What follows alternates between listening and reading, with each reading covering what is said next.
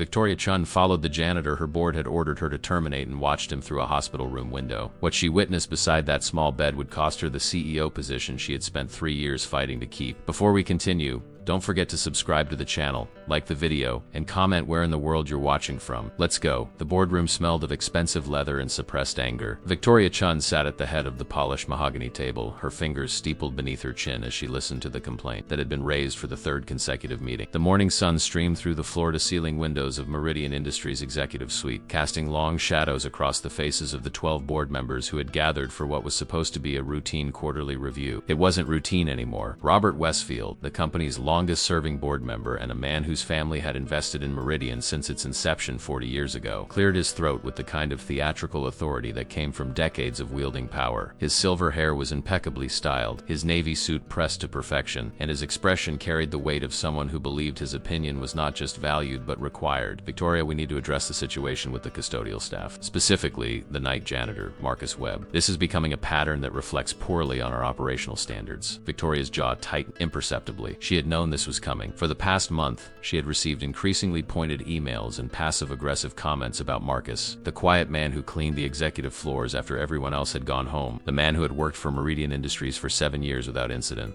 without complaint, and without ever asking for anything beyond his modest paycheck. What situation are we addressing, Robert? Victoria asked, her voice measured and professional, though she could feel the familiar weight of exhaustion settling into her shoulders. She had been CEO for 3 years, and in that time she had navigated hostile takeovers, market downturns, and a pandemic that had nearly destroyed the company. She had fought for every inch of respect in a boardroom that still viewed her as too young, too female, and too unconventional to lead a manufacturing empire. And now they wanted to talk about a janitor. Robert leaned forward, his fingers drumming on a manila folder that Victoria suspected contained a detailed record of every perceived transgression. The man leaves early, every single night. His shift is supposed to end at midnight, but for the past 6 weeks he's been clocking out at 10:30. That's 90 minutes of paid time he's not working. It's theft. Plain and simple. Helen Rodriguez, the company's CFO and one of Victoria's few allies, spoke up from her position halfway down the table. Have we verified that his work is incomplete?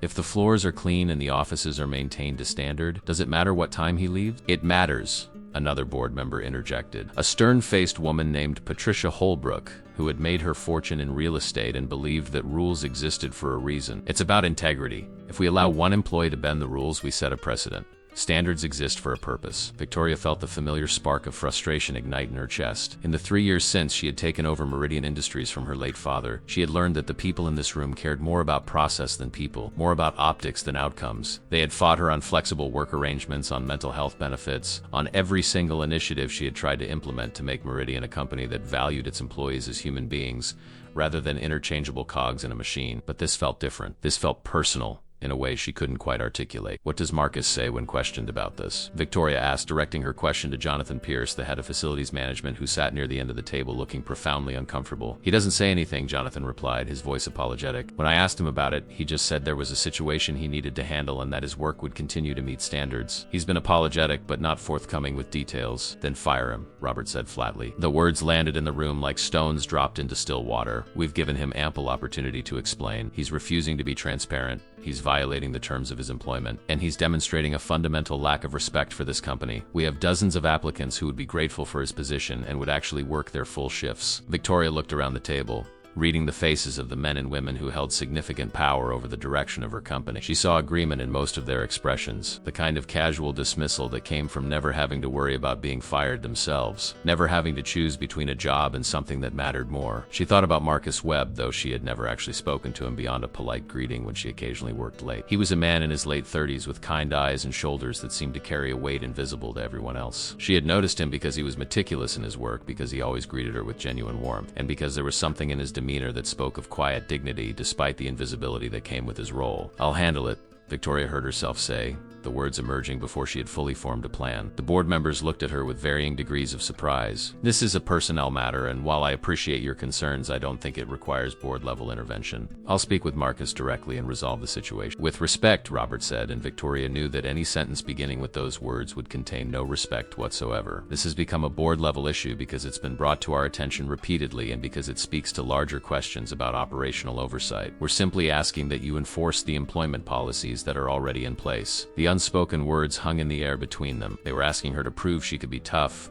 to demonstrate that her emphasis on employee welfare didn't mean she was soft, to show that she could make the hard decisions that CEOs were supposed to make without flinching. "I understand your position," Victoria said, standing up to signal that the meeting was concluding whether they liked it or not, "and I will address it. But I will do so in a way that aligns with the values this company claims to hold. We pride ourselves on integrity, on fairness, and on recognizing that our employees are human beings with complex lives. I'll get to the bottom of this situation and I'll take appropriate action. That's my final word on the matter." She gathered her tablet and her coffee cup and walked out of the boardroom before anyone could mount a challenge to her authority. Her assistant, a sharp young woman named Melissa, fell into step beside her as she strode down the hallway toward her office. "They want you to fire him," Melissa said quietly. "It wasn't a question." "They want me to prove I can be ruthless," Victoria corrected. "There's a difference. What are you going to do?" Victoria stopped walking and turned to look out the window at the city sprawling below them. Meridian Industries occupied the top 15 floors of a gleaming tower in the heart of the financial district. From here, everything looked orderly and manageable, a grid of streets and buildings where everything had its place and followed its designated path. But Victoria had learned long ago that what looked orderly from a distance was often chaos up close, that behind every window was a story, behind every decision was a human cost that never appeared in quarterly reports or shareholder statements. "I'm going to find out why he's leaving early," she said finally. "Before I make any decisions, I'm going to know the truth." That night, Victoria stayed late at the office. It wasn't unusual for her to work past 8 or 9, but tonight she had a specific purpose. At 9:45, she heard the soft sound of a cleaning cart being wheeled down the hallway outside her office. She had left her door open deliberately, and through the frosted glass, she could see the silhouette of Marcus Webb beginning his nightly routine. She watched him work for a few minutes, noting the careful attention he paid to each task, the way he methodically moved through the space as if it mattered to him that everything was perfect. There was a quiet pride in his movements that made Victoria's chest tighten with something that felt uncomfortably like shame. At 10:15, she saw him check his watch. It was a subtle gesture, barely noticeable, but Victoria caught the anxiety. He checked it again at 10:20, and she could see the tension in his shoulders increasing. Whatever was pulling him away from this job, it was urgent, and it was causing him distress. At 10:25, Marcus finished the last of his tasks and began pushing his cart toward the service elevator. Victoria made a split-second decision. She grabbed her coat and her bag and followed him, keeping enough distance that he wouldn't notice her presence, but close enough that she wouldn't lose him. She had no idea what she was doing. She had never followed an employee before, or had never engaged in anything that could remotely be called surveillance, but something in her gut told her that whatever was happening here mattered, more than policy violations or board member complaints. Marcus took the service elevator down to the parking garage. Victoria waited and then took the executive elevator, timing it so she would arrive just as he was getting into an old, battered sedan that looked like it had seen better days. She climbed into her own car, a sleek black Mercedes that had been a gift from the board when she became CEO, and she followed him out of the garage and into the night. The city transformed as they drove. The gleaming towers of the financial district gave way to older neighborhoods, places where the buildings were lower and the streets were narrower. Marcus drove with careful precision,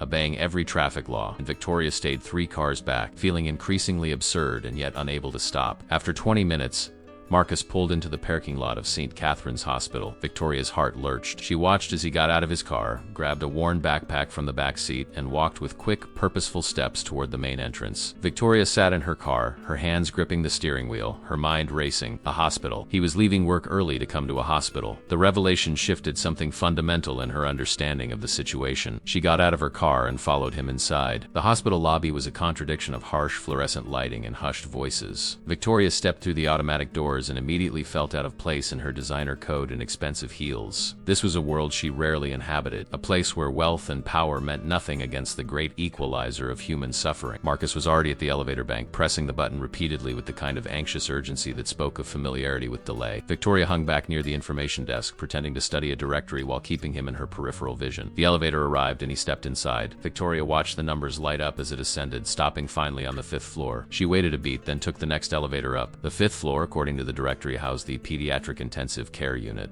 The revelation hit Victoria like a physical blow. A child. Marcus was leaving work early every night to be with a sick child. When the elevator doors opened, Victoria stepped into a hallway that felt entirely different from the sterile corporate corridors she normally inhabited. Here, the walls were painted in soft, soothing colors. There were murals of friendly animals and bright clouds, a desperate attempt to make a terrifying place feel less frightening for the smallest and most vulnerable patients. She walked slowly down the corridor, feeling increasingly like an intruder. Through open doorways, she could see families keeping vigil. Parents slumped in uncomfortable chairs beside beds where small forms lay connected to forests of tubes and wires. The beeping of monitors created a rhythmic soundtrack that was both monotonous and deeply unsettling. Victoria found Marcus by following the sound of a gentle voice reading aloud. She stopped outside a room where the door was open just a crack, and carefully positioned herself where she could see inside without being seen. Marcus sat in a chair beside a hospital bed where a small girl lay sleeping. She couldn't have been more than 7 years old, her dark hair spread across the pillow like a halo. Her face was pale, almost translucent, and there were dark circles under her eyes that no child should ever have. And 4-line ran from her thin arm to a pole beside the bed, and various monitors tracked the vital signs of her fragile existence. Marcus was reading to her from a worn paperback, his voice low and steady. It was a fairy tale, something about a princess and a dragon, but he read it as if it was the most important document in the world. Every so often he would pause to adjust the blanket around her shoulders or to gently brush a strand of hair from her forehead. The tenderness in his movements made Victoria's throat tighten with unexpected emotion. The girl stirred, her eyelids fluttering open. "Daddy," she whispered, her voice barely audible. "I'm here, sweet girl," Marcus said, leaning closer. "I'm always here. Did I miss the dragon part? Not even close. The dragon hasn't even shown up yet. I was just getting to the good part, waiting for you to wake up so we could read it together." The girl smiled, a small, weak expression that nonetheless transformed her entire face. "You always wait for me." "Always," Marcus confirmed. "Now should we see what happens when Princess Elena meets the dragon?" Victoria watched them for another moment, her heart breaking and healing simultaneously. Here was the reason for the early departures, the unexplained absences, the violation of policy that had the board calling for his termination. Here was a father showing up for his daughter in the most fundamental way possible, choosing her over his job, over his own exhaustion, over everything else in his world. She quietly backed away from the door, her mind churning. She found a small waiting area down the hall and sank into one of the uncomfortable plastic chairs, trying to process what she had just witnessed. A nurse walked by and Victoria found herself standing up, compelled by an impulse she didn't fully understand. "Excuse me," she said, keeping her voice low. "The little girl in room 512, can you tell me anything about her condition?" The nurse gave her a professional, assessing look. "Are you family?" Victoria hesitated for only a moment. "I'm her father's employer. I'm trying to understand his situation." The nurse's expression softened slightly, though caution remained in her eyes. "I can't give you specific medical information, but I can tell you that Emma Webb has been a patient here for 8 weeks. She's waiting for a heart transplant. Her father comes every single night without fail, and he stays until she falls asleep, which usually happens around 11:30 or midnight. Then he goes home to get a few hours of sleep before his shift starts again." 8 weeks. Victoria did the math quickly in her head. The early departures had started 6 weeks ago, which meant Marcus had initially been staying until midnight and somehow making it work. But the exhaustion must have caught up with him, forcing him to leave a little earlier, to steal back 90 minutes of sleep so he could function. "Does she have a mother?" Victoria asked, though she suspected she knew the answer. "Passed away 2 years ago. Complications from childbirth with her second daughter. Emma has a little sister who's 4. The father is raising them alone while working full-time and dealing with this. He's about as strong as they come, but everyone has limits." Victoria nodded slowly, feeling something fundamental shift in her understanding of strength and sacrifice. "Thank you," she said quietly. She made her way back toward the elevators, but before she could leave, she heard Marcos's voice behind her. "Miss Chun?" Victoria turned, her face flushing with embarrassment at being caught. Marcus stood in the hallway, his expression a mixture of surprise and resignation. Up close, she could see the exhaustion etched into every line of his face, the weight of his world visible in the slump of his shoulders. "I can explain," he said, though his tone suggested he didn't believe any explanation would matter. "You don't need to explain," Victoria said, surprised by the steadiness of her own voice. "I followed you. I wanted to know why you were leaving early. Now I know." Marcus looked at her for a long moment, as if trying to gauge whether this was the moment he would lose his job. "I understand if you need to let me go," he said finally. "I know I've been violating policy. I just couldn't find a way to make it all work. Between the hospital and taking care of my younger daughter and the job, there aren't enough hours. So I chose to steal time from the job because that's the only place I could steal it from." "How long have you been running on this schedule?" Victoria asked. "Since Emma got sick. About 8 weeks now." "And before that, when your wife died?" Marcus looked surprised that she knew. "I took 2 weeks off for bereavement, and then I came back and I've been doing this ever since. Working, taking care of my girls, trying to keep everything together." Victoria felt a surge of anger, not at Marcus but at herself, at the board, at a system that demanded so much from people who already had nothing left to give. "Your daughter is waiting for a heart transplant." "Yes, ma'am." "We're on the list. Could be tomorrow, could be 6 months from now. There's no way to know. And you're here every night, every single night. I read to her until she falls asleep. She has trouble sleeping in this place with all the sounds and the lights and the fear. But if I'm there, if she can hear my voice, she can rest. So that's where I need..." Victoria looked at this man, this janitor who her board wanted to fire for a theft of time. And she saw something that no quarterly report could ever capture. She saw courage and love and the kind of strength that had nothing to do with power or authority. "Go back to your daughter," Victoria said. "And tomorrow, you and I are going to have a conversation about how we make this work." Marcus stared at her, disbelief evident in his eyes. "You're not firing me?" "No." Victoria said firmly. I'm not firing you. I'm going to help you. Victoria didn't sleep that night. She sat in her penthouse apartment overlooking the city, a glass of wine untouched on the table beside her, and thought about the vast distance between the world she inhabited and the world Marcus Webb navigated daily. She thought about board meetings and policy discussions and the casual cruelty of people who had never had to choose between paying rent and buying groceries, between keeping a job and being present for a dying child. By the time the sun rose, she had made several decisions that would likely cost her political capital she couldn't afford to lose. But for the first time in 3 years, she felt like she was doing something that actually mattered. At 8 o'clock, she called an emergency meeting with her executive team. Helen Rodriguez arrived first, sensing from Victoria's tone that something significant had happened. Jonathan Pierce from Facilities came next, followed by Sandra Kim from Human Resources. Victoria had deliberately excluded the board members. This was her decision to make, and she would present it to them as a fait accompli. I need to tell you about Marcus Webb, Victoria began, and then she told them everything. She told them about following him to the hospital, about Emma lying in that bed waiting for a heart that might never come, about a father who was literally running himself into the ground trying to be present for his daughter while also keeping his job so he could keep his health insurance so his daughter could survive. By the time she finished, Sandra was crying quietly. And even Jonathan, who prided himself on professional detachment, was visibly affected. Helen breathed. And the board wants him fired for leaving 90 minutes early? The board doesn't know, Victoria said. They see a policy violation. They see a janitor who isn't working his full shift. They don't see a human being in crisis, so what do you want to do? Sandra asked, already pulling out her tablet to take notes. Victoria outlined her plan. Marcus would be moved to a flexible schedule that allowed him to work his full hours in a way that accommodated his hospital visits. His role would be restructured to include administrative duties he could do remotely during Emma's medical appointments. The company would provide additional paid time off specifically for family medical emergency. And most importantly, Meridian Industries would activate its charitable foundation to help with Emma's medical expenses that weren't covered by insurance. The board is going to push back, Jonathan warned. This sets a precedent they won't like. Then maybe it's time to set that precedent, Victoria said. We claim to value our employees. We put it in every press release and every recruiting pitch. Here's a chance to actually prove it means something. Helen leaned forward, her expression thoughtful. There's another angle here. If we position this right, if we tell Marcus's story with his permission, this could be a powerful statement about corporate responsibility. It could change the entire narrative around Meridian. Victoria shook her head. I'm not using this man's tragedy for good publicity. If he wants to share his story, that's his choice. But my motivation here isn't PR, it's just trying to do the right thing. Even if it costs you? Sandra asked quietly. Especially if it costs me, Victoria replied. What good is this position if I can't use it to help someone who needs it? That afternoon, Victoria called Marcus into her office. She could see the fear in his eyes as he entered, the assumption that despite her words at the hospital, she had reconsidered and was going to fire him after all. He stood in front of her desk in his janitor's uniform, his shoulders squared as if preparing to take a blow. Sit down, Marcus, Victoria said gently, gesturing to one of the chairs. Please. He sat, perched on the edge of the seat, his hands clasped tightly in his lap. I've spoken with my team, Victoria began. We've restructured your position. You'll still be working 40 hours a week, but your schedule will be flexible. You can split your shift, work from home for administrative tasks, take time off for medical appointments without accounting against your PTO. We're also activating our company charitable foundation to help with Emma's medical expenses. Marcus stared at her, his expression uncomprehending. I don't understand. You're not being fired. You're being supported. That's what companies should do for their employees, especially in times of crisis. Why?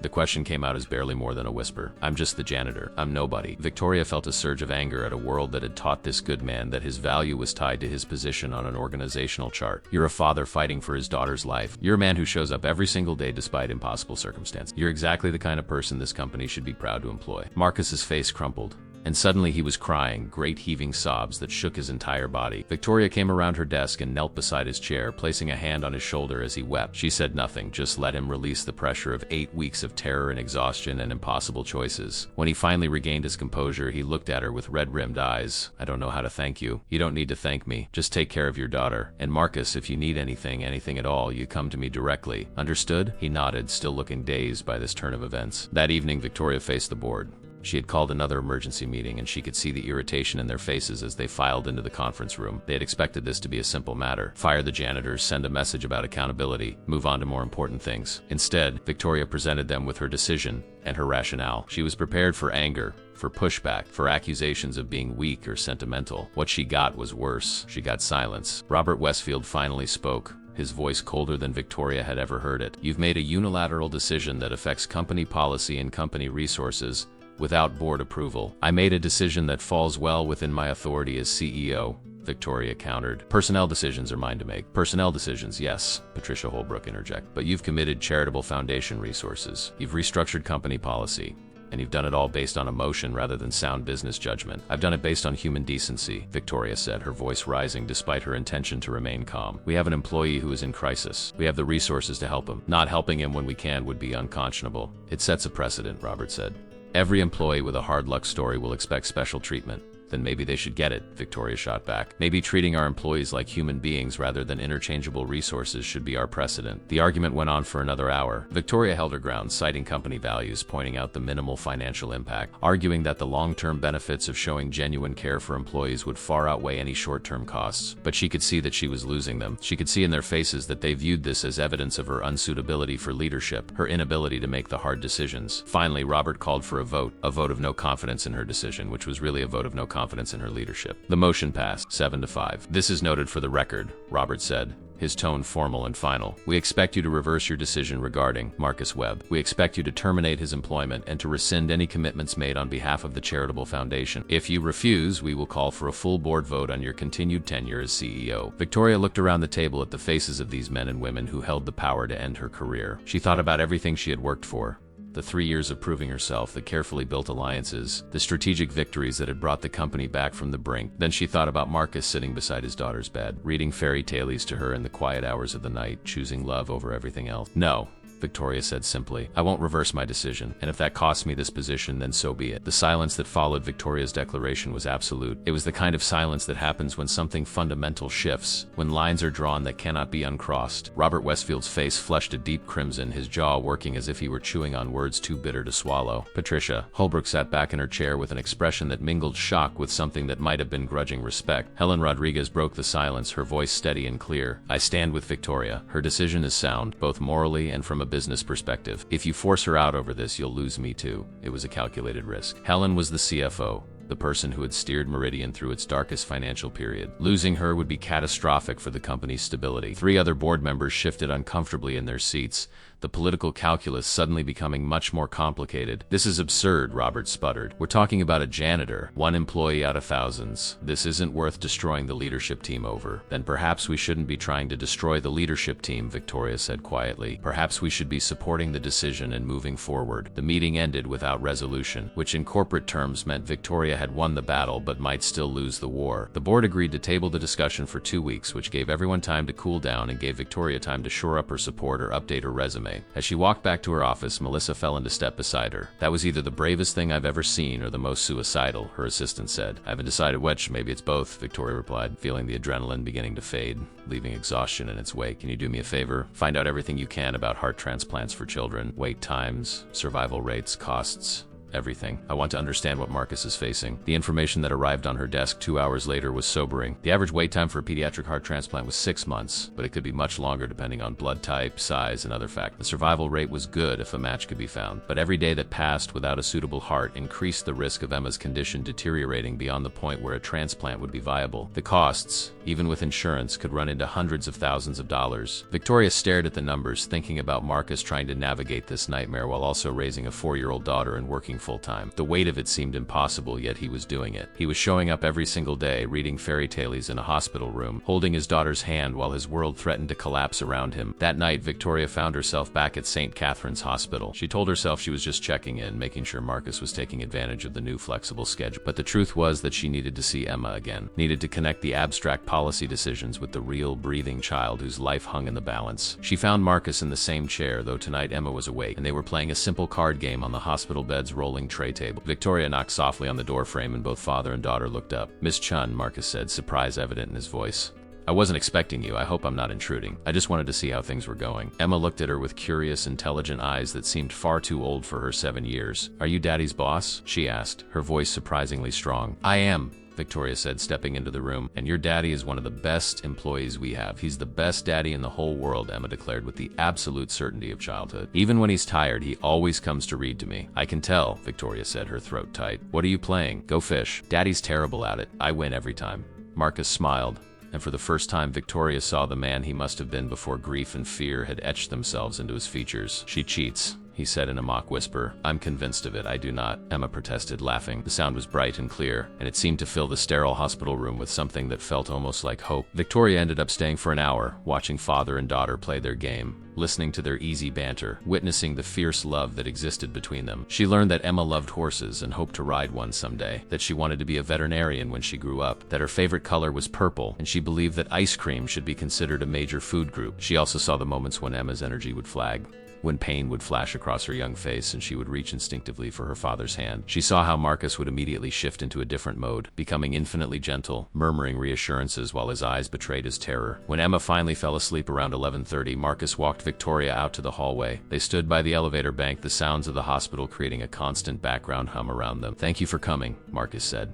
"It means more than you know. Just that someone cares, that someone sees us. We've felt invisible for so long." "You're not invisible," Victoria said. "Not anymore." Over the next week, something unexpected began to happen. Word of Victoria's decision regarding Marcus Webb spread through Meridian Industries like wildfire.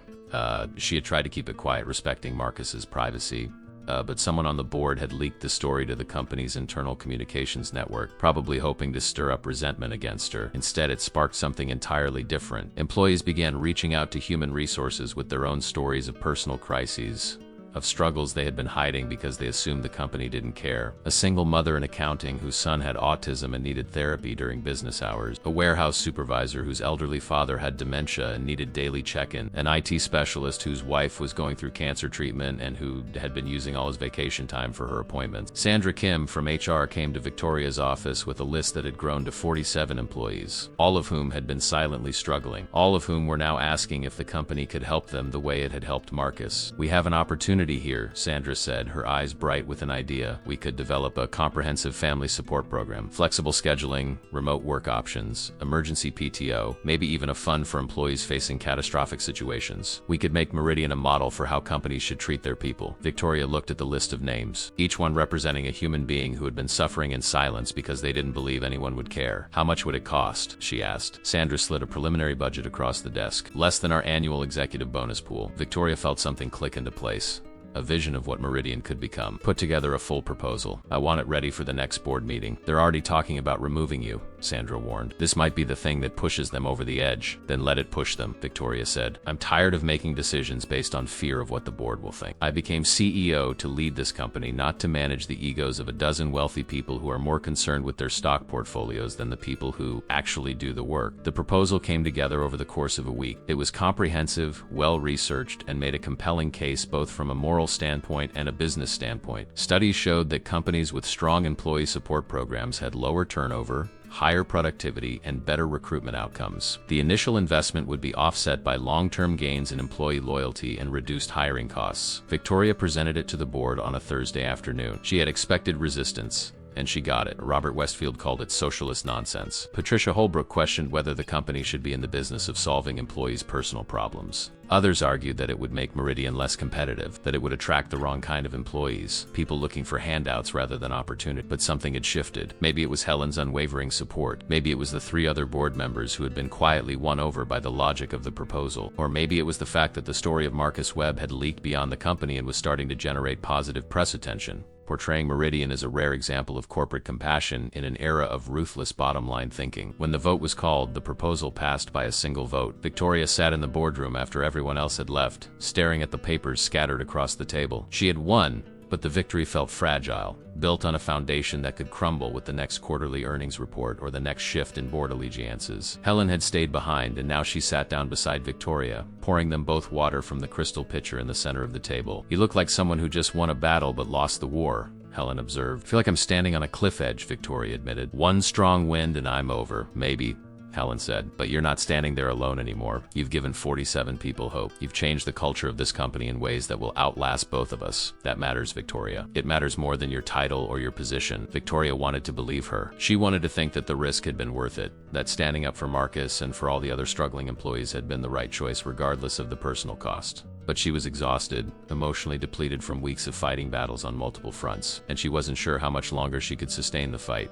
Her phone buzzed with a text message. It was from a number she didn't recognize at first, then she realized it was Marcus. She had given him her personal number weeks ago, telling him to reach out if he needed anything. The message was simple. "Emma's had a setback. Her condition is deteriorating. They're moving her higher on the transplant list. which means things are getting critical. I don't know if I should be grateful or terrified. Victoria stared at the words, feeling her heart constrict. She excused herself from Helen and immediately called Marcus. He answered on the second ring, his voice ragged with stress. "I'm sorry to bother you," he said. "I just needed to tell someone who would understand. You're not bothering me. Tell me what's happening." Marcus explained that Emma's heart was weakening faster than the doctors had anticipated. The medications were becoming less effective and her body was struggling to compensate. Being moved up the transplant list meant she was now critical priority, but it also meant that without a heart soon, they would run out of time. "How long?" Victoria asked, though she wasn't sure she wanted to know the answer. "Maybe 2 weeks, maybe less. They've put her on continuous monitoring. I'm not leaving the hospital anymore. My neighbor is watching my younger daughter and I'm just here waiting." Victoria made a decision in that moment, one she didn't fully analyze or question. "I'm coming to the hospital. I'll be there in 20 minutes. When she arrived at St. Catherine's, she found Marcus sitting in the same chair beside Emma's bed.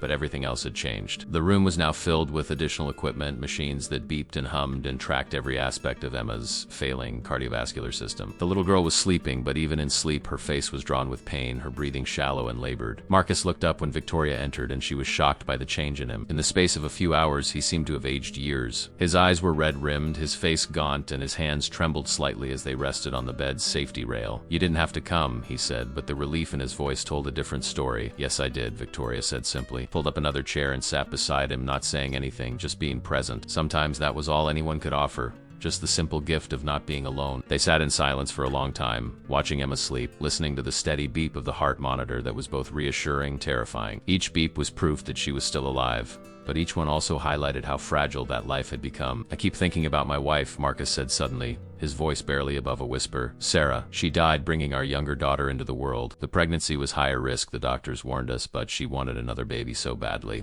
She said Emma needed a sibling, someone to share her life with, and she was right.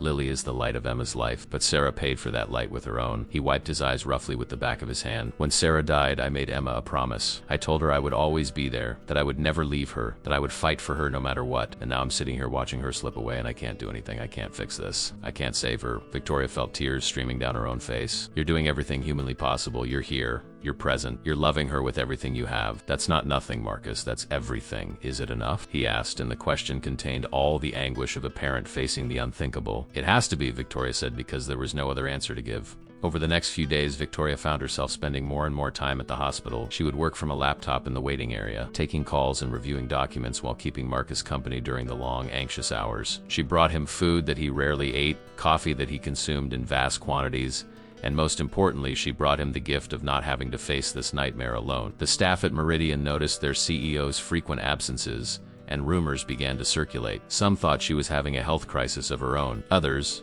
less charitably, suggested she was losing focus, that the pressure of leadership had become too much. Robert Westfield sent several pointed emails requesting her presence at non-essential meetings, subtle reminders that her position was still precarious. Victoria ignored them all. For the first time in her professional life, she understood that there were things more important than quarterly earnings and board approval. There was a 7-year-old girl fighting for her life and a father who had sacrificed everything to be by her side. And Victoria could no more abandon them than she could stop breathing. She was at the hospital on a Tuesday evening when Emma woke up during one of her increasingly rare conscious moments. The little girl's eyes, huge in her pale face, found Victoria sitting beside her father. "You're the lady from Daddy's work," Emma said, her voice weak but clear. "I am," Victoria confirmed, moving closer to the bed. "How are you feeling, sweetheart?" "Tired," Emma admitted. "Really, really tired. But Daddy says I have to keep fighting." "Your daddy's right," Victoria said, taking the small hand that Emma extended toward her. The girl's fingers were cold, and Victoria could feel the faint, irregular flutter of her pulse. "Will you tell me a story?" Emma asked. "Daddy's voice is getting scratched. I think he needs a rest." Victoria looked at Marcus, who nodded gratefully. She searched her mind for a story and found herself telling Emma about a young girl who wanted to build the tallest tower in the world. She made up the tale as she went along, weaving in elements of her own childhood, her own dreams, the obstacles she had overcome and the failures she had endured. Emma listened with rapt attention, occasionally asking questions or offering suggestions for how the girl in the story should solve her problem. By the time Victoria finished, with the girl successfully completing her tower and realizing that the real achievement was not the tower itself, but the person she had become in building it, Emma was smiling. "I like that story," Emma said drowsily. "Tell my daddy that story when I'm asleep. I think he needs to hear it too." It was such a perceptive comment from such a young child that Victoria felt her throat close with emotion. "I will," she promised. "I'll tell him every story I know." Emma's eyes drifted closed, and within moments she was asleep again, her breathing shallow but steady. Marcus reached over and squeezed Victoria's hand, a gesture of gratitude that contained more meaning than words could convey. That night, as Victoria was preparing to leave, a commotion erupted down the hallway. Nurses were moving quickly, doctors were being paged, and there was an energy in the air that Victoria had learned to recognize as significant. She watched as a team rushed past, pushing a gurney with a cooler marked with bright orange biohazard labels. A transplant. Someone, somewhere,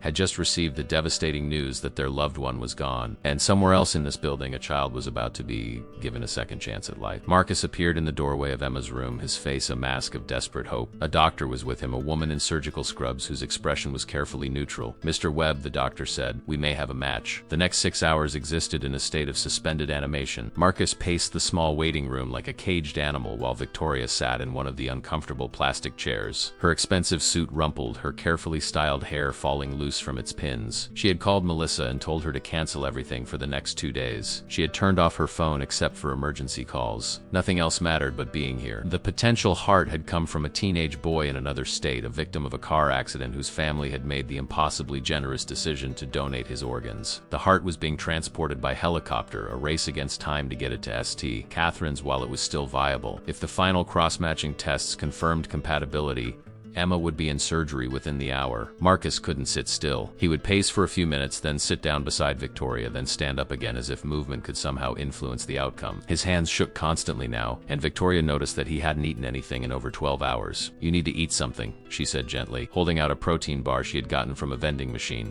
"I can't," Marcus said. "If I try to eat anything, I'll throw up. I just need to know. I need them to tell me if this is real, if this is finally happening." Victoria understood. Hope was almost more terrifying than despair, because hope could be snatched away, could transform in an instant into the cruelest disappointment. She had seen it in Marcus's face over the past weeks, the way he would allow himself a moment of optimism only to immediately shut it down, protecting himself from the possibility of loss. A nurse appeared in the doorway, a young woman with kind eyes and a gentle manner. "Mr. Webb, the heart has arrived. The tests are being run now, doctor. Patel will be out to speak with you shortly." Shortly turned out to be 45 minutes.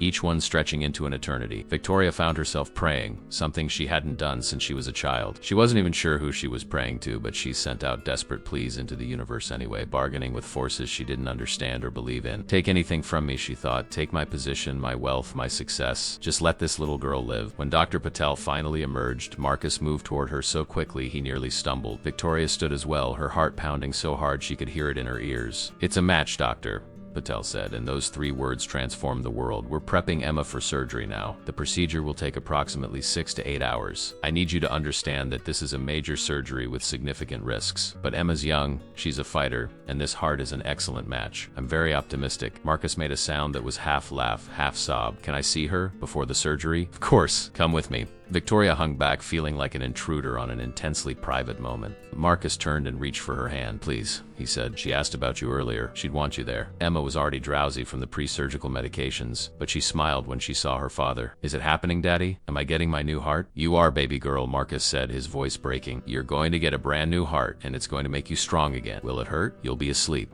You won't feel anything. And when you wake up, I'll be right there. I promise." Emma's gaze drifted to Victoria. "You'll stay with Daddy? He gets scared when he's alone." Victoria felt tears streaming down her face. "I'll stay with him. I promise." "Good," Emma said, her eyes already closing. "Tell him not to worry. My new heart is going to be brave." They wheeled her away moments later, and Marcus stood in the hallway watching until she disappeared around a corner. Then his legs simply gave out. Victoria caught him, supporting his weight as he collapsed against her, his entire body shaking with the force of his sobs. She held him there in the hallway, this man who had been so strong for so long, finally allowing himself to break. Other people passed by, nurses and doctors and families dealing with their own crises, but Victoria didn't care. She just held him and let him release years of accumulated grief and fear and desperate love. When he finally regained some composure, they made their way back to the waiting room. Victoria convinced Marcus to lie down on one of the couches, covering him with her coat. He fell asleep almost immediately, exhaustion claiming him the moment he allowed it. She stood guard over him, checking her phone periodically for updates from Melissa, but otherwise maintaining her vigil. Helen called at one point, her voice concerned. "Victoria, the board is asking questions.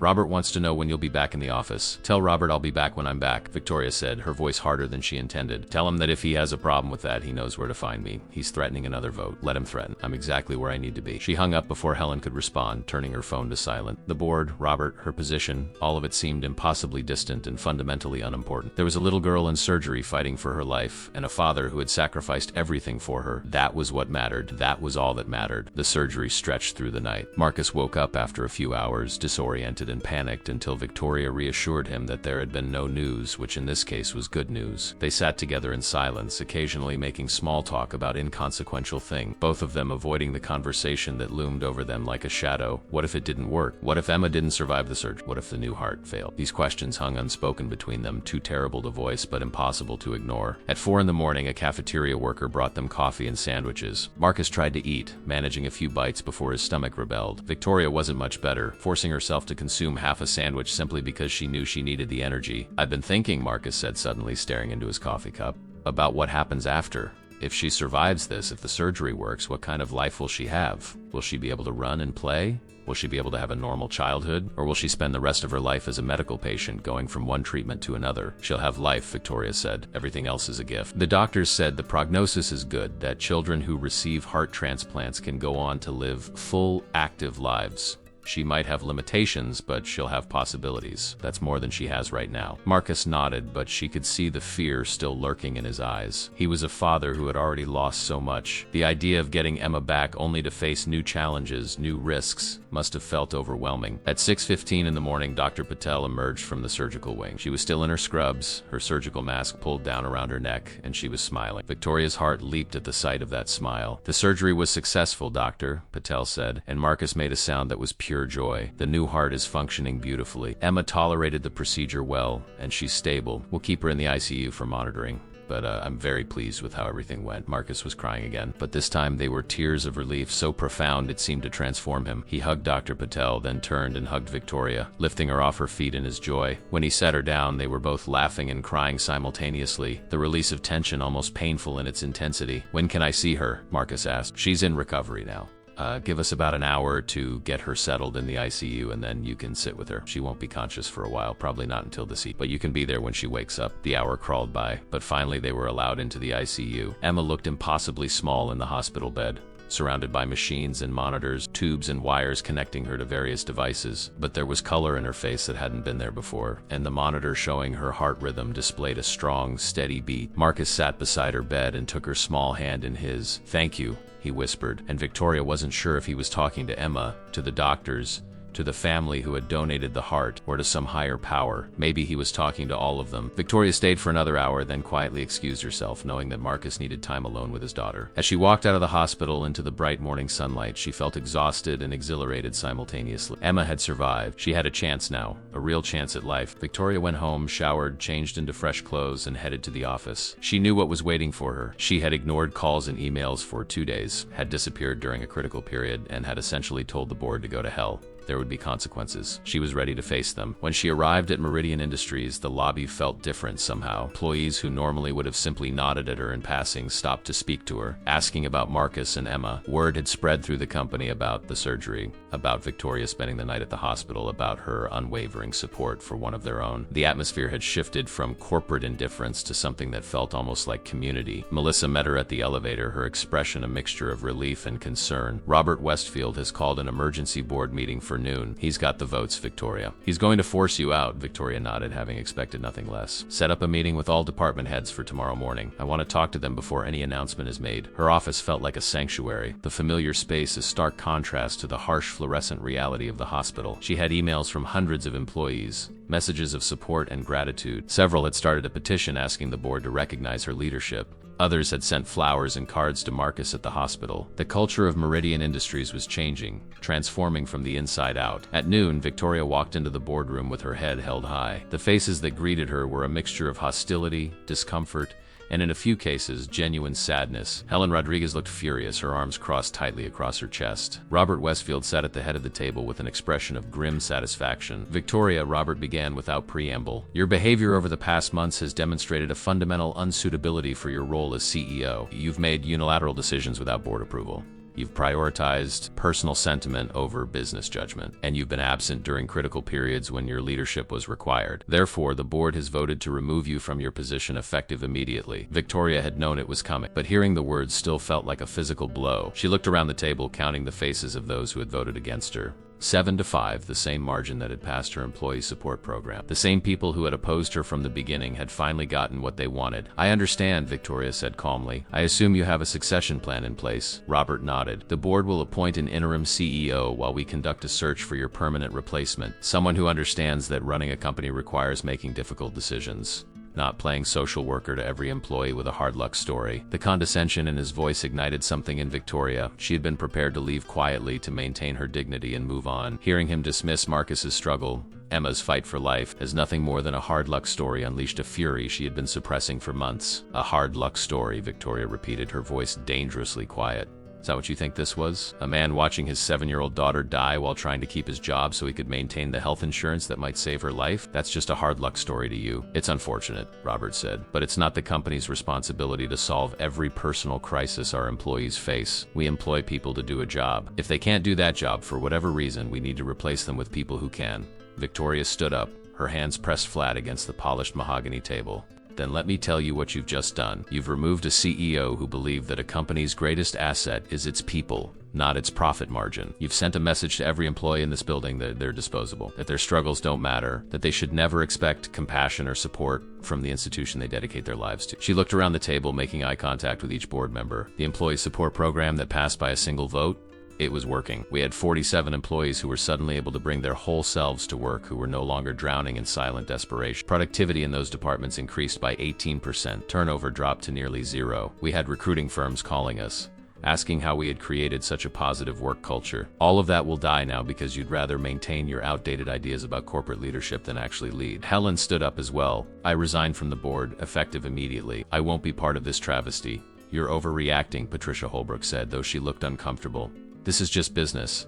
That's the problem, Victoria said. You think human suffering is just business. Marcus Webb is a man who lost his wife, who nearly lost his daughter, who sacrificed everything to be present for his family. And what he needed, what he deserved, was for his employer to see him as a human being and offer support. That's not radical socialism. That's basic human decency. She gathered her belongings, such as they were. I'll be out of the building within the hour. Helen, walk with me? As they left the boardroom, Victoria could hear the uncomfortable silence she had left behind. Good. Let them sit with it. Let them face what they had just done. Victoria began boxing up the few personal items she kept there. Photos, a few awards, the paperback novel she kept in her desk drawer for moments when she needed to escape. It was a surprisingly small collection of objects to represent 3 years of her life. What will you do? Helen asked, helping to pack. I have no idea, Victoria admitted, but I'll figure it out. I always do. Her phone rang. It was Marcus, his voice excited and slightly breathless. She's awake. Emma's awake, and she's talking. And she's asking for you. Can you come? Victoria felt tears spring to her eyes. I just got fired, Marcus. But yes, I'll be there in 20 minutes. When she arrived at the hospital, Emma was sitting up in bed, still surrounded by medical equipment, but looking more alive than Victoria had ever seen her. Her eyes were bright, her color was good, and when she saw Victoria, she smiled. You came, Emma said, her voice still weak but clear. Of course I came, Victoria said, moving to her bedside. How are you feeling? Different. My chest feels weird, like something's humming inside me. But Daddy says that's my new heart working extra hard to make me strong. Your daddy's right. Your new heart is making you strong. Emma reached out and took Victoria's hand. Daddy told me what you did for us, how you stood up to mean people so he could stay with me. Thank you. Victoria felt her composure crumbling. This little girl, this beautiful, brave child who had just undergone major surgery, was thanking her. You don't need to thank me, sweetheart. I just did what anyone should have done. Not anyone, Marcus said from his position on the other side of the bed. Most people wouldn't have cared. Most people wouldn't have risked anything. You risked everything, Victoria told them then, about being fired, about the board's decision, about walking out of Meridian Industries for the last time. She tried to keep her tone light to make it seem like it wasn't a devastating loss. But Marcus saw through her immediately. This is my fault, he said, his face stricken. You lost your job because of me? No, Victoria said firmly. I lost my job because I made choices that put people before profit. I'd make those same choices again without hesitation. What I learned from you, Marcus, is that some things matter more than titles or positions or board approval. You taught me that, actually. Over the next few days, Victoria found herself spending more time at the hospital than anywhere else. She had nowhere else to be. No pressing meetings or urgent calls. For the first time in years, she had nothing but time. She used it to be present for Marcus and Emma, to read stories and play quiet game, to simply sit and bear witness to a child's remarkable recovery. Emma improved daily, growing stronger and more energetic. The doctors were amazed by her progress, saying she was a textbook case of successful transplant recovery. They talked about discharging her within 2 weeks. about physical therapy and medication regimens and follow-up appointments. But all of it was predicated on the miraculous fact that she was alive and thriving. News of Victoria's firing spread through Meridian Industries like a contagion. The employees who had been inspired by her support of Marcus, who had finally felt seen and valued by their employer, were devastated. The carefully constructed culture of compassion that Victoria had begun to build crumbled in a matter of days as the board installed an interim CEO, a man named Richard Blackwell, who had built his reputation on ruthless efficiency and cost-cutting measures. His first act was to suspend the employee support program pending a comprehensive review of its costs and benefits. His second was to eliminate the flexible scheduling arrangements that had been put in place for the 47 employees who had come forward with their own struggles. The message was clear and brutal. Meridian Industries was returning to business as usual, and business as usual meant that personal problems were personal, not corporate concerns. The response was immediate and unexpected. Within a week, 3 senior engineers submitted their resignations. 2 days later, the entire marketing team walked out in protests. By the end of the second week, Meridian had lost nearly 100 employees, many of them key personnel whose institutional knowledge and specialized skills would be nearly impossible to replace. The walkout made national news. Journalists descended on the company, eager to tell the story of a CEO who had been fired for showing compassion, of employees who valued humanity over their paychecks. Victoria's phone rang constantly with interview requests, with job offers from companies who wanted to capitalize on her newfound reputation as a leader who actually cared about people. She ignored most of them. She was too busy sitting in a hospital room reading stories to a 7-year-old girl and learning what actually mattered in life. One afternoon, as Emma was napping and Marcus had gone to check on his younger daughter with the neighbor, Helen appeared in the doorway. She looked different out of her business suits, wearing jeans and a simple sweater, and there was a determined expression on her face that Victoria had learned to recognize. "Don't look at me like that," Victoria said preemptively. "Whatever you're about to propose."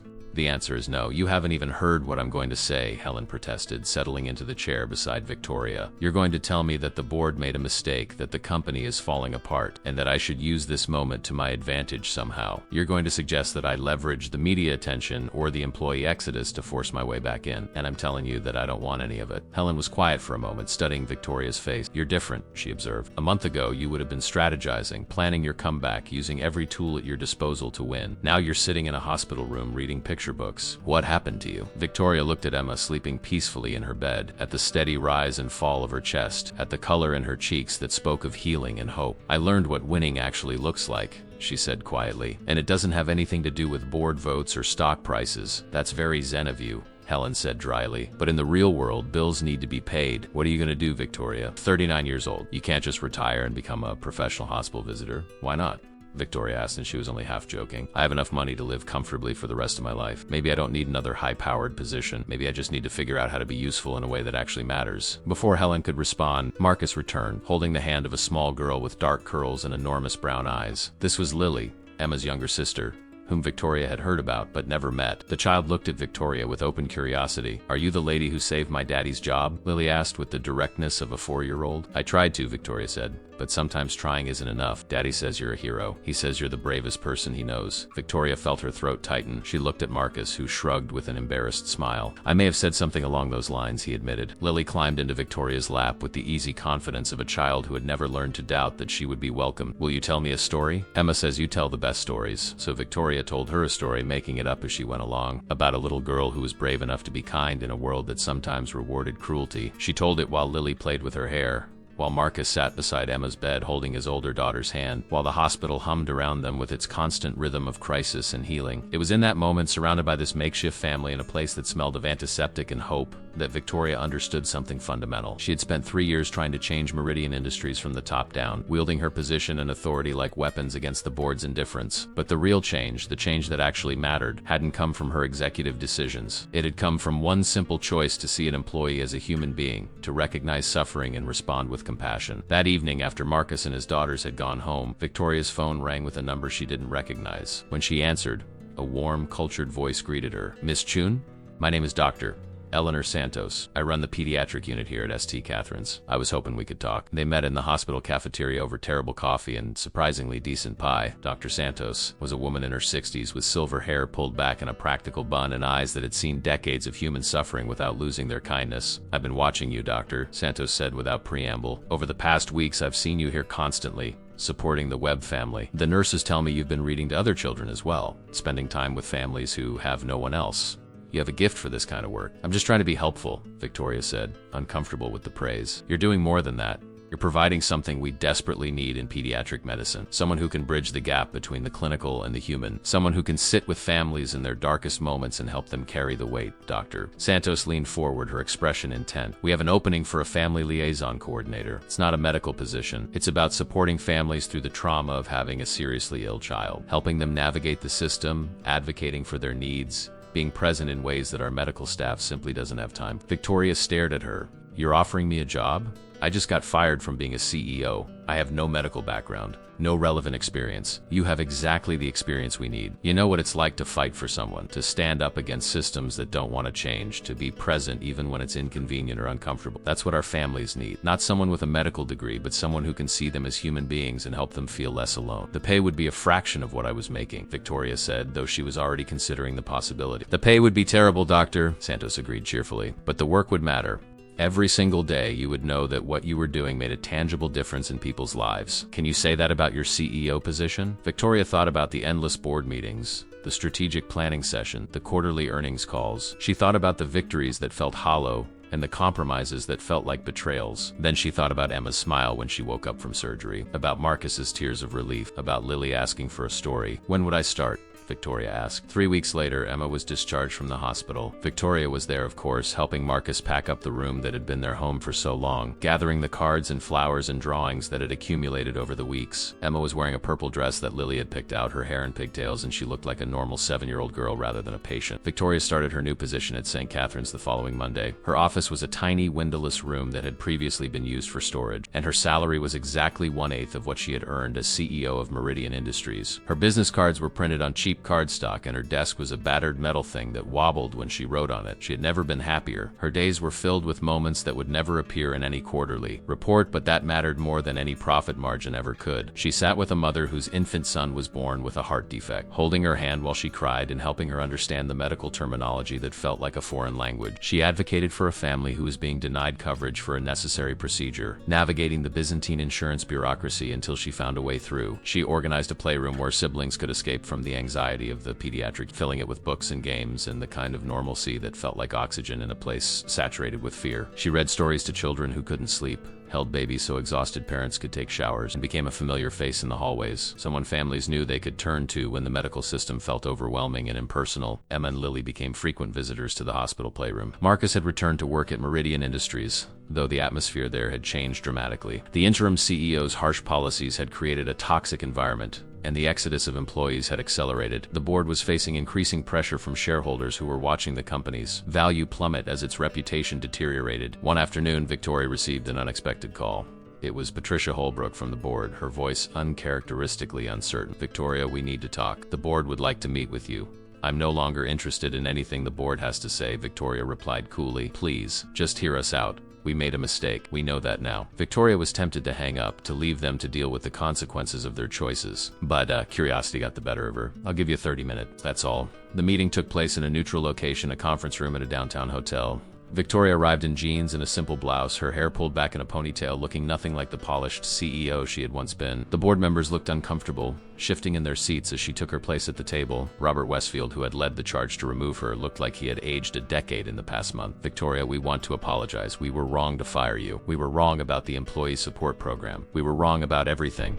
The company is collapsing, Patricia added. We've lost over 300 employees. Our stock price has dropped 40%. We have clients threatening to cancel contracts because they don't want to be associated with a company that treats its people so poorly. We need you to come back. Victoria looked at them. These powerful people who had dismissed her vision, who had valued profit over people, who had fired her for showing compassion. What changed? She asked. Why do you suddenly care about employees now? Because we're losing everything, Robert admitted. Because we realized too late that you were right. A company is nothing without its people. We thought we could replace them, but we can't. The institutional knowledge, the relationships, the culture you were building, all of it walked out the door with. So you want me back because it's good for business, Victoria said. Not because you actually believe in treating people with dignity and respect. Does it matter? Patricia asked. If the outcome is the same, if we implement the programs you wanted, if we create the kind of workplace you envisioned, does it matter what motivated us? Victoria considered the question. It was tempting, she had to admit. She could go back to Meridian, implement her vision on a much larger scale, prove that compassionate leadership and business success weren't mutually exclusive. She could help not just a few families at a hospital, but thousands of employees across a major corporation. But then she thought about her tiny office at St. Catherine's, about the mother she had sat with just that morning who had sobbed in her arms after learning her daughter's surgery had been successful. She thought about Emma and Lily playing in the playroom, about Marcus being able to work without fear because he knew his family was supported. She thought about the difference between trying to change a massive system from the top down and being present for individual human beings in their moments of greatest need. "No," Victoria said simply, "I'm not coming back."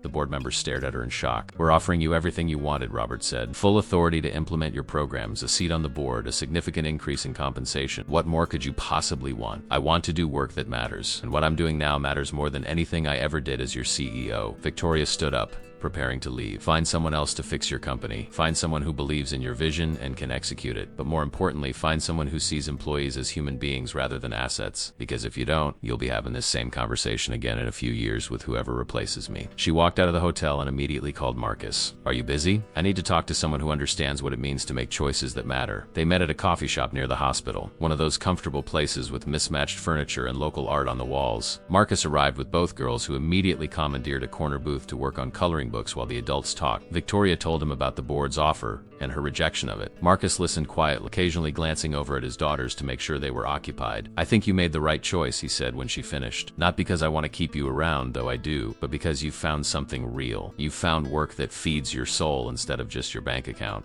"That's easy to say when you're not the one turning down millions of dollars," Victoria said with a wry smile. "Is it?" Marcus asked. "I could have taken Emma out of St. Catherine's and put her in some fancy private hospital where everything would have been more comfortable, more convenient. But Dr. Santos and her team, they didn't just treat Emma's body. They treated her as a whole person. They cared about her fear, her dreams, her humanity. That's what you're doing now. That's why families trust you. You see them as people, not as problems to solve." Victoria looked at Emma, who was showing Lily her newest drawing with obvious pride. The little girl had been given a second chance at life, and she was using it to experience joy, to create art, to be a child. That chance had come because multiple people had made choices that prioritized human life over convenience or profit. The family who donated the heart, the doctors who performed the surgery, Marcus who showed up every single night, and yes, Victoria who had risked everything to support them.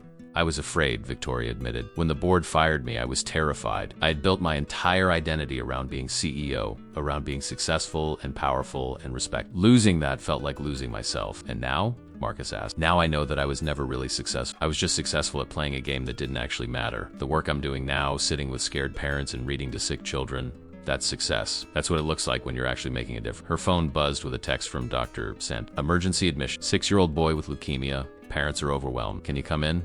Victoria showed the text to Marcus. "This is why I can't go back. Because somewhere in this city there's a family that needs someone to sit with them, to help them navigate the terror of having a sick child, to remind them that they're not alone. And I can be that person now. I couldn't be that person when I was too busy worrying about board meetings and stock prices." "Then you should go," Marcus said. "Go be that person." Victoria hugged both girls goodbye, promising to see them in the playroom later that week. As she walked toward her car, Marcus called after her. "Victoria, thank you for everything. For seeing me when I was invisible, for fighting for my family, for teaching me that sometimes the bravest thing you can do is care about something more than you care about protecting yourself." She waved and drove toward the hospital, toward the family who needed her, toward the work that mattered. 6 months passed. St. Catherine's Hospital underwent a transformation under Dr. Santos's leadership and with Victoria's advocacy work. The Family Liaison Program expanded, with Victoria training 3 additional coordinators to help families navigate the overwhelming experience of having a critically ill child. Donations poured in from grateful families who had been supported through their darkest times, funding a new family center with private rooms where parents could rest, shower, and gather strength for the battles they faced. Emma thrived. Her new heart beat strong and steady, and the weekly checkups began to show nothing but positive progress. She returned to school, made friends, learned to ride a bike with training wheels that Marcus promised to remove by summer. She still had to take immunosuppressant medications and would for the rest of her life, still had to be careful about infections and maintain regular medical monitoring, but she was alive and growing and dreaming about the future. Marcus received a promotion at Meridian Industries, though the company itself was struggling. The board had eventually found a new CEO, a woman named Sarah Chun, who had no relation to Victoria, but who seemed to understand that the company needed fundamental cultural change if it was going to survive. She reinstated the employee support program,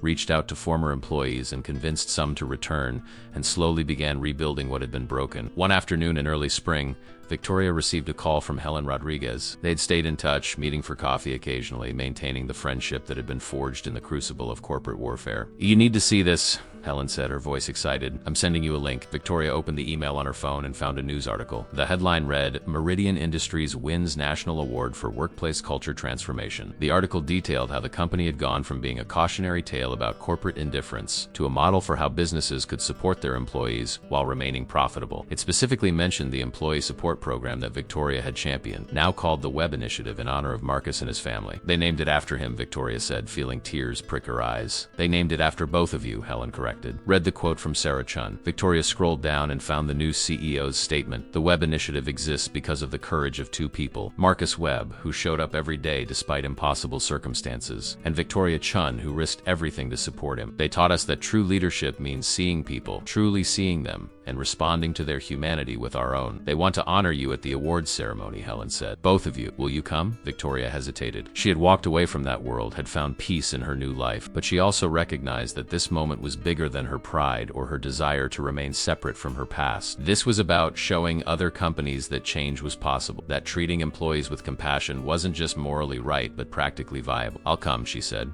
if Marcus agrees to come with. The awards ceremony took place in a glittering ballroom downtown, filled with corporate executives and business leaders. Victoria wore a simple black dress that had cost a fraction of what her CEO wardrobe once had. Marcus wore a suit he had borrowed from a friend, looking uncomfortable but dignified. Emma and Lily were there too, dressed in matching purple dresses, their hair adorned with ribbons. When their names were called, Victoria and Marcus walked to the stage together. The applause was thunderous, a standing ovation that seemed to go on forever. Victoria looked out at the sea of faces and felt a strange sense of disconnection. These were her people once, the corporate elite who measured success in stock prices and quarterly returns. Now she felt like a visitor from another country, someone who spoke a different language and valued different things. Marcus was asked to speak first. He approached the microphone with visible nervousness, cleared his throat, and began. A year ago, I was invisible. I was the guy who cleaned your offices after you went home, who emptied your trash cans and vacuumed your floors. I was nobody, and then my daughter got sick and I had to make an impossible choice. Stay at work and keep my job or leave early and be with her. I chose her. I thought I would lose everything. His voice broke slightly and Victoria saw Emma reach for Lily's hand in the front row. But one person saw me. One person refused to let me be invisible. Victoria Chun risked her career, her reputation, everything she had built, because she believed that my daughter's life mattered more than corporate policy. She taught me that courage isn't about being fearless. It's about being afraid and choosing love anyway. He turned to Victoria, his eyes shining with unshed tears. You saved my daughter's life, not just by helping us keep our insurance, but by showing up, by being present, by proving that we mattered. I can never repay that debt, but I can spend the rest of my life trying to pay it forward. The applause was deafening. Victoria stepped to the microphone, her heart pounding. She hadn't prepared a speech, had assumed she would just say a few words of thanks and sit down. But looking out at these business leaders, she realized she had something important to say. I didn't save anyone, she began. Marcus saved his own daughter by showing up every single night, by choosing love over fear, by being the father she needed despite impossible circumstances. I just tried to get out of his way. She paused, gathering her thoughts. We live in a world that tells us success is about power and profit, about climbing higher and earning more, about winning at all costs. I spent most of my career believing that narrative. I thought being CEO of a major corporation meant I had arrived, that I had achieved something meaningful. She looked at Marcus, at Emma and Lily in the audience, at the faces of the people who had gathered to celebrate workplace transformation. But I was wrong. Real success isn't about the title on your business card or the number of people who report to you. Real success is about being present for the people who need you, about choosing compassion over convenience, about recognizing that every person you encounter is fighting battles you know nothing about and deserving of your kindness anyway. She felt tears streaming down her face now, but she didn't try to hide them. I work at a hospital now. I make a fraction of what I made as a CEO. My office is a converted storage closet, and I've never been more successful in my life because every single day I get to sit with families in crisis and remind them they're not alone. That's what success looks like. Not quarterly earnings or board approval, but human connection. Real and raw and transformative. The ballroom was silent now. Hundreds of corporate leaders listening to a former CEO tell them that everything they had been taught about success was wrong. So if you want to honor us, Victoria concluded, don't just implement support programs or flexible scheduling. Actually see your employees. See them as parents and children, as people with dreams and fears and struggles. See them as human beings who deserve your compassion, not just your judgment. That's the only transformation that actually matters. The applause started slowly, then built to a crescendo. People were crying, standing, moved by the raw honesty of her words. Victoria stepped back from the microphone and Marcus pulled her into a hug, both of them holding each other while the applause washed over them. Later, after the ceremony ended and the crowds dispersed, Victoria found herself standing outside the ballroom with Marcus and his daughters. The city glittered around them, all steel and glass and electric light, beautiful and cold. "What happens now?" Marcus asked. "Now we go back to our lives, Victoria. You go back to being an amazing father. I go back to the hospital. Emma and Lily go back to being kids. Just keep showing up, keep choosing love, keep trying to make the world a little bit kinder." Emma tugged on Victoria's dress. "Will you still come read to us in the playroom? Every single week," Victoria promised. "That's not changing." "Good," Emma said with satisfaction, "because you're part of our family now. Daddy says so." Victoria looked at Marcus, who shrugged with an embarrassed smile. "I may have said something along those lines." And there it was, the thing that mattered more than any award or recognition or corporate transformation: connection, family, love. That transcended biology and circumstance and showed up in the most unexpected places. They walked to the parking lot together, this makeshift family that had been forged in the fire of crisis and compassion. Victoria drove back to her small apartment, changed into comfortable clothes, and sat on her balcony watching the city lights blur into abstract patterns. Her phone buzzed with messages of congratulation, with interview requests and job offers and people wanting to capitalize on her story. She ignored them all. She had found what she was looking for, not in the spotlight or the boardroom, but in a hospital playroom,